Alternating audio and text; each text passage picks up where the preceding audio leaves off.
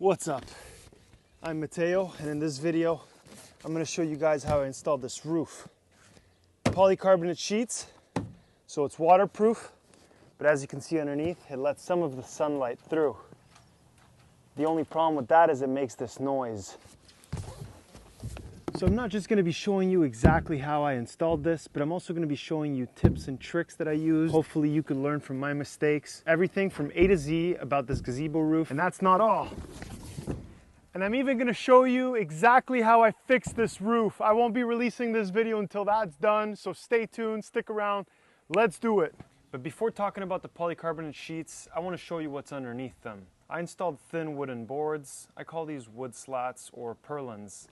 I nailed these down using 18 gauge brad nails, and I got them in 12-foot lengths. But the length doesn't matter much as long as you cut them right over the middle of the rafter so you don't see the seam from underneath. Here's a screenshot from my gazebo plan that's available in the link below. The exact measurements for the slats are 2 inches wide by 1 inch thick and 1 inch gap between them. Another important thing is knowing how many rafters you need. I played around this in the design phase, and I wanted fewer rafters because I like the look of the bigger gap between the rafters. But I needed enough rafters to hold the snow in the wintertime. I ended up going with 10 rafters because the polycarbonate sheets I found were 19 feet long by 7 feet wide. So I'd be able to have 3 sheets side by side, and I would have the seams land right over the rafters. The reason why I picked polycarbonate sheets is because I wanted a roof that would let some light through but block the majority, and it also creates this beautiful effect on the rafters. You see that zebra effect. Finding polycarbonate sheets that were not corrugated and were longer than 16 feet wide was a huge challenge. I called roofing companies, I called plastic manufacturers, I went to Home Depot. Maybe you have more luck if you're in a southern state in the US, but up here in Canada, it was very hard to find. I found a guy on Facebook Marketplace, and he had a container full of polycarbonate sheets. I sandwiched the 3 sheets between 2x4s and we strapped them down. Alright, now comes the fun part, installing the polycarbonate panels. For the first panel, I clamped it down in the middle, making sure it was perfectly aligned right over the center of the rafter. I marked some lines, leaving a 2-inch overhang along the edges, because I wasn't sure if I wanted to install drip edge or gutters yet. My panels were a tiny bit wider than I needed them to be, but that's no problem. I trimmed the excess using an X-Acto knife, which cuts relatively easily with 3 or 4 passes. You can also use a circular saw for this. Then I peeled off the protective films from the sheets. UV protection is on a single side, and it's important that you put it the right side up. For these panels, I had to place the white side down. I used these large plastic screw covers with rubber donuts that sit snugly in place. When screwed down, they seal the hole, making it waterproof. I used 3.5-inch screws with washers to hold it down. I made sure to distribute the screws equally around the panels and tried to keep everything symmetrical. I only had 40 of these donut screw caps, so I tried to be strategic about the placement.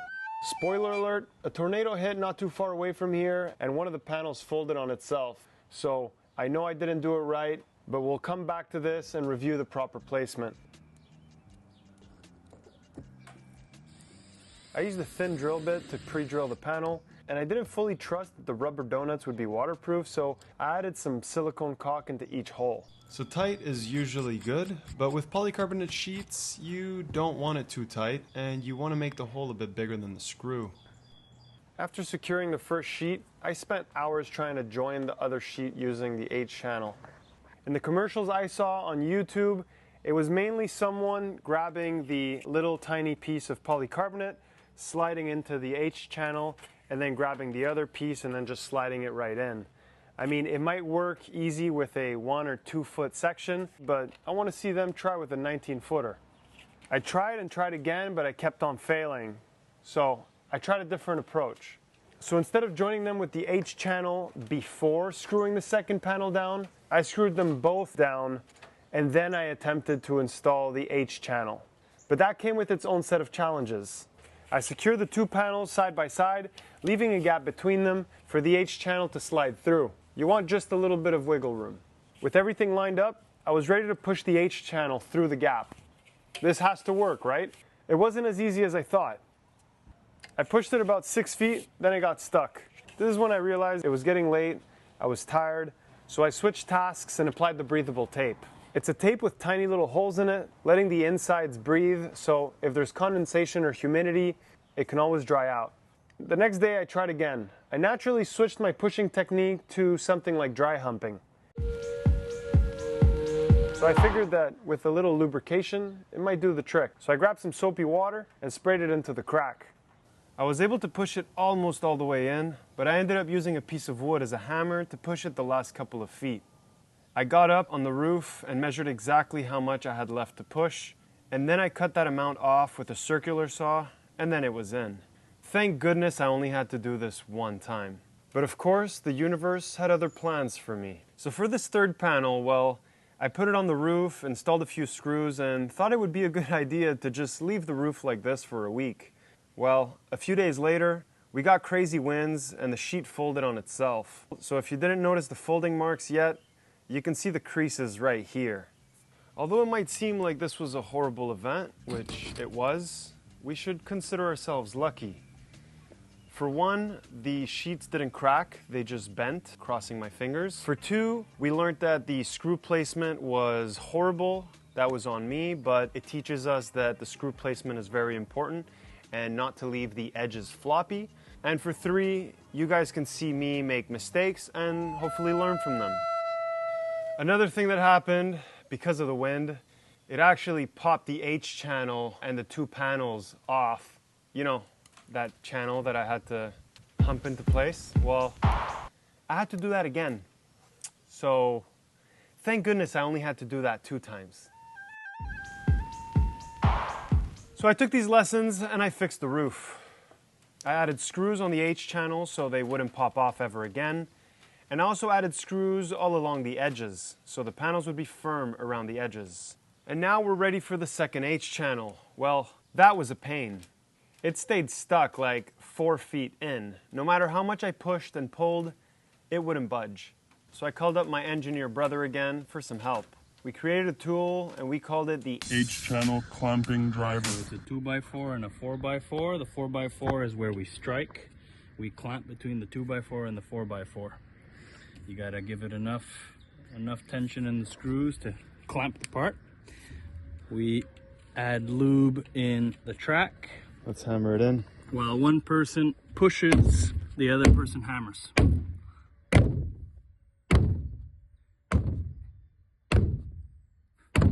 Do yourself a favor, get a 2-part H channel.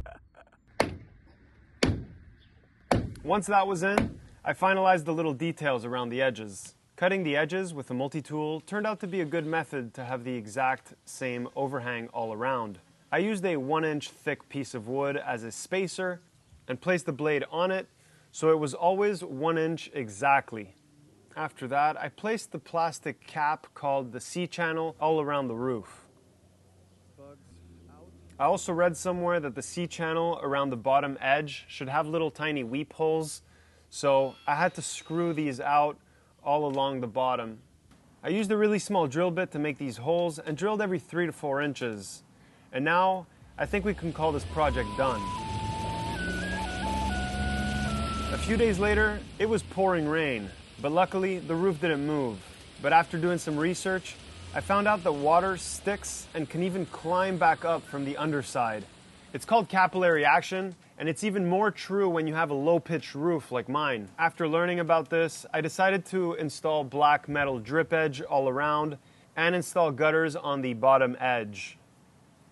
I also added a 1x4 wood board to cover the gutter and the drip edge. I hope I don't have to tell you to install the drip edge prior to installing the polycarbonate roof. To properly install drip edge, you want to nail it from the top side before the roof and not install it with construction adhesive like I did. So you might think that a year later we'd be done here, but sadly, that's not the case. Can you hear that sound, that little crackling sound? Well, the polycarbonate sheets move or expand with the heat and it creates that crackling noise. But you see, sometimes it's quiet and that's what I want. The noise does drive me crazy sometimes. I almost accepted a sponsor deal for some therapy app, but I turned it down. Instead, I want to talk to you about real therapy. At the end of every day, I'm sick of being behind a screen. I just need to get the hell outside and put these hands to work. Building things like this gazebo, DIY projects, is something that helps me mentally and physically. So if you're feeling stuck indoors, why not try something hands-on? You can do like me and build a timber frame gazebo with little experience, but really what you need is perseverance and the want to learn. Believe it or not, this was actually the first time ever using a chisel. Check out my Etsy detailed plans for the gazebo build. I'll give a discount to the next 100 sales this video brings. By doing that, you're also supporting me so I could keep creating these awesome videos for YouTube. All right, so I'm actually gonna get up on the roof and I'm gonna try and fix this crackling. Let's see if I could get you guys to hear it.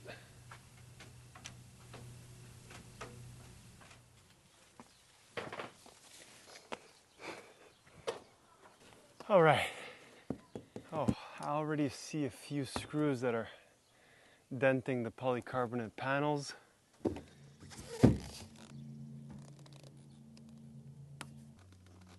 found one that's actually missing the cap, so that's not good. But at least it'll be my first one that I could test. I'm just gonna take a regular screwdriver and see if... Oh, Jesus. Whoa. Oh, that rubber donut creates almost like a... Oh crap. Here, let me take this off completely and I'll show you the rubber donut. And I didn't silicone the rubber, I just silicone inside the hole. But look at this donut. You see this donut? Try not to crack it completely. But what I do want to do today on all of these is actually make the hole about 3 times the size. So right now I had only drilled enough to fit the screw. I believe it's a 5/16, so a bit bigger than a 1/4 inch. And so you see the difference with the screw. Now the screw should have enough wiggle room in there. All right, so it's been a few days since I was on the roof and I was looking for those rubber donuts and those plastic caps, and I couldn't find them anywhere. I was on YouTube and I came across this channel, Sunnyside Roofing and Shade, and I actually posted a comment. And Kurt actually got back to me. So he specializes in polycarbonate roofing and he gave me a few tips and tricks. So first he said you definitely need to drill bigger holes for the screws so they could move around. Second, he said try and use some metal washers with a neoprene backed. And third, try and get some foam tape. And this foam tape, you stick it on your wood, whatever is touching the polycarbonate sheet, because sometimes that cracking could actually come from the plastic rubbing against the wood. So I bought everything. I bought a few things on Amazon and a few things at Home Depot.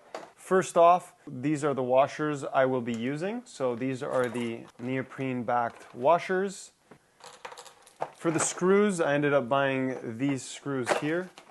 They are 3-inch screws. For me, that's important because I wanted to get down all the way to the rafter and not just grab onto the purlin. You see there's also a washer, and the washer also has neoprene under it. I'll leave links to all of the components. And for the foam that he recommended, I bought this, which is, I believe, 3 millimeters thick, or should I say 1/8 thick. So I'm going to peel this and stick it onto the purlins, and hopefully this with the plastic reduces something. So we'll see if I could retrofit it from underneath. That'd be great. Oh, I should go get my hat. So I'm hearing the crackling happen over there. It's crackling all kinds. So now I'm just going to take some tape and I'm going to mark exactly what purlin the screws are on. Here goes nothing. I'm going to take this little drill bit and I'm just going to pierce it right through. There we go.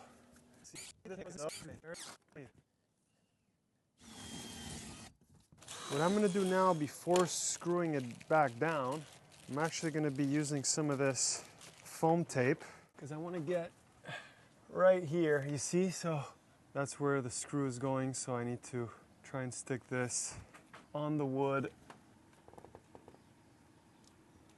Okay. Oh, good. Let's see now. Could I get it over here? All right. That actually went pretty smooth. Now I need to go back up there and put these screws back in. Let's do it. Now that I have the access to it, amazing. Oh, wouldn't it be nice to be able to do this like this? Holy smokes, that's simple. And now let's see how tight we can go without making it too tight.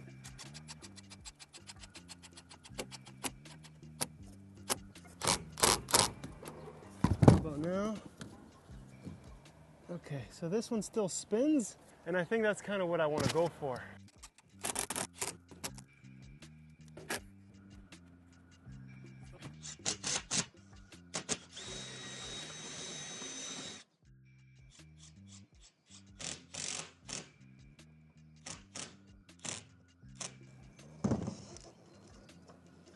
So, can you see how that just spins freely? It's, you know, I got to work it a bit, but it could spin, which is good. And if I push down on this, you see I got a gap. So if I push down, I get a gap. This is a tiny bit too loose, I think. So I'm gonna, how about now? I could still spin it, and if I push down, I think that's what we want. I guess we'll find out sooner or later.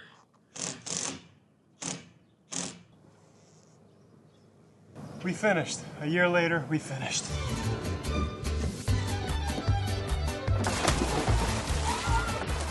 I realize we can't end the video just yet. We obviously got to talk money. So in terms of costs for the roof, the 3 polycarbonate panels, the 2 H channels, and the caps with the rubber donuts and the breathable tape, all of that cost a total of $1,500 in Canadian dollars.